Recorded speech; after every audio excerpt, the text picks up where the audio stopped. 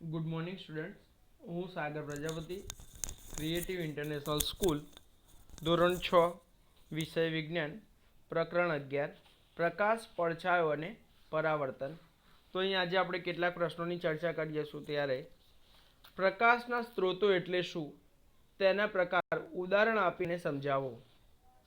તો જે પદાર્થમાંથી પ્રકાશ મળે છે અથવા જે પદાર્થમાંથી પ્રકાશ ઉત્પન્ન થાય છે તેને પ્રકાશના સ્ત્રોતો કહે છે અથવા પ્રકાશનું ઉદ્ગમ સ્થાન કહે છે.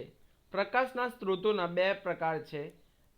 પ્રથમ જોઈએ તો પ્રકાશના કુદરતી સ્ત્રોતો, ઉદાહરણ તરીકે સૂર્ય, તારા અને આગિયાઓ. બરોબર. ત્યારબાદ પ્રકાશના કૃત્રિમ સ્ત્રોતો, ઉદાહરણ તરીકે ફાનસ, વીજળીનો બલ્બ, ટોર્ચ, મીણબત્તી વગેરે. તો આગળ જોઈએ બીજો પ્રશ્ન. તમારા ઘરમાં હોય તેવા કૃત્રિમ સ્ત્રોતોની યાદી, પ્રકાશના કૃત્રિમ સ્ત્રોતોની યાદી કરો. બરોબર. તો આપણા ઘરની અંદર વીજળીનો બલ્બ હશે, જે કૃત્રિમ પ્રકાશનો કૃત્રિમ સ્ત્રોત છે. ત્યારબાદ ફાનસ હશે, મીણબત્તી હશે, ટ્યુબલાઇટ હશે, ટોર્ચ હશે વગેરે. ત્યારબાદ ત્રીજો પ્રશ્ન, પડછાયો શાથી રચાય છે? તો પ્રકાશ સીધી રેખામાં ગતિ કરે છે. પ્રકાશના કિરણોના માર્ગમાં કોઈ અપારદર્શક વસ્તુ આવે તો પ્રકાશના કિરણો તેમાંથી પસાર થઈ શકતા નથી. તેથી અપારદર્શક વસ્તુની બીજી બાજુએ પડછાયો રચાય છે. આમ પ્રકાશના અવરોધોવાથી પડછાયો રચાય છે.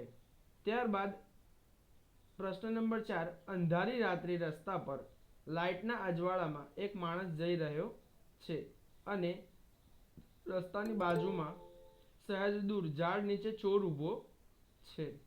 ચોર માણસને જોઈ શકે છે, પરંતુ માણસ ચોરને જોઈ શકતો નથી. શા માટે?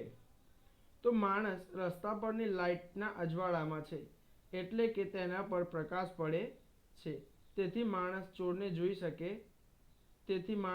ચોર જોઈ શકે છે અને ચોર અંધારામાં ઊભો છે, એટલે કે ચોર પર પ્રકાશ પડતો નથી. હવે માણસને જોવાની વસ્તુઓ ચોર છે. જો ચોર ઉપર જેના પર પ્રકાશ પડતો નથી, તેથી માણસ ચોરને જોઈ શકતો નથી. તો અહીં આપણને ચલાવેલા 4 પ્રશ્નો તમારી નોટબુકની અંદર લખો અને તૈયાર કરો.